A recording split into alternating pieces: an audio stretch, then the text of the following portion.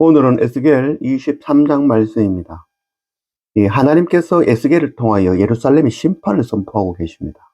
그러나 이 예루살렘 유대 백성들은 하나님의 진노와 그 심판을 선포하시는 것을 이해할 수가 없는 일이었죠. 왜냐하면 그들은 하나님만 섬기는 백성들이죠. 우상에 절하지 않고 부모를 공경하고 살인, 간음, 도둑질하지 않으며 정한 절기마다 제사 드리는 그들을 향하여 하나님께서 진노하고 심판하신다 하니 답답할 노릇이죠. 이는 오늘날 우리도 동일한 이런 생각을 가지죠. 하나님 열심히 섬기고 주일마다 예배드리고 헌금하고 봉사활동하고 선교도 다녀오고 어렵다고 여기는 것이죠. 그러나 이 음란한 마음을 품고 미워하는 마음을 품는 것이 바로 간음이고 살인인 것이죠. 그리고 남들보다 더 가지고 더 높아지기 원하는 것, 그것이 바로 도둑질이며 강도인 것이죠. 하나님을 섬긴다고 하지만 신랑 되시는 주님을 두고 세상을 더 사랑하는 것이 바로 우상 숭배이며 간음이다라고 말씀하고 있는 것이죠. 날마다 말씀과 예배를 통하여서 우리 속에 감추어진 그 죄악, 악한 마음들을 밝혀내고 주님 앞에 나아가 엎드릴 줄 아는 그런 우리가 되기를 원합니다. 1절 또 여호와의 말씀이 내게 임하여 이르시되 인자야 두 여인이 있으니 한 어머니의 딸이라.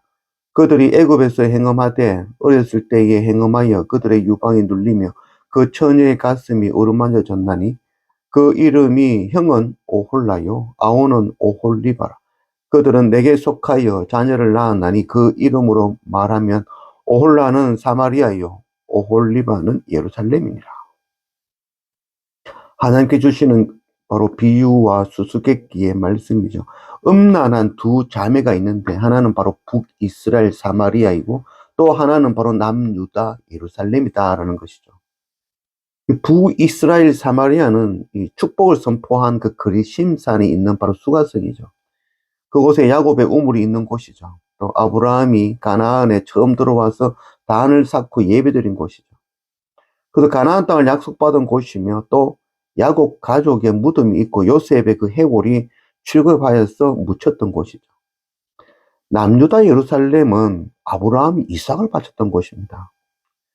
그래서 하나님의 성전이 있는 곳이죠. 그래서 북이스라엘이나 남유다나 서로가 자기가 드리는 예배가 참 예배다고 중요하고 자기가 드리는 예배의 그 장소가 더 중요한 예배 장소다라고 서로 다투었죠. 그러나 주님은 두 군데 다가 틀렸다고 옳은 예배가 아니다라고 말씀하셨죠. 요한복음 4장 20절 우리 조상들은 이 산에서 예배하였는데 당신들의 말은 예배할 곳이 예루살렘에 있다 하더이다. 예수께서 이르시되 여자여 내 말을 믿으라. 이 산에서도 말고 예루살렘에서도 말고 너희가 아버지께 예배할 때가 이릅니다. 너희는 알지 못하는 것을 예배하고 우리는 아는 것을 예배하노니 이는 구원이 유대인에게서 남이라. 아버지께 참되게 예배하는 자들은 영과 진리로 예배할 때가 오나니 곧 이때라. 아버지께서는 자기에게 이렇게 예배하는 자들을 찾으시니라. 하나님은 영이시니 예배하는 자가 영과 진리로 예배할지니라. 이 사마리아 여인과 주님과의 그런 만남이었죠. 사마리아 여인은 이 산에서 예배한다. 바로 그리심산이죠. 그리심산에서 예배하는 게 옳습니까? 아니면 예루살렘 성전에서 예배하는 게 옳습니까? 주님은 이 산도 즉 예루살렘도 아니다라고 말씀하고 있는 것이죠. 중요한 것은 바로 영과 진리로 예배할지어다. 영은 바로 하나님의 성령이고 진리는 바로 진리의 말씀인 것이죠. 하나님의 영의 감동으로 진리의 말씀으로 예배하는 그 예배하는 곳이 거룩한 곳, 그가 바로 예배다라고 말씀해 주시는 것이죠. 송아지 우상에 절하는 북이스라엘이나 우상에는 절하지 않지만 세상을 뜻 사랑하고 땅의 것을 구하는 그 남유다나 동일하게 음행이며 우상 숭배인 것이죠. 돌부처에게 절하는 사람이나 알라를 부르며 엎드리는 사람이나 하나님을 부르며 예배하는 자나 그 구하는 것이 비나이다 비나이다 세상의 것을 더 달라고 빌고 구하는 것, 그것이 바로 동일한 음행이며 우상 숭배인 것입니다.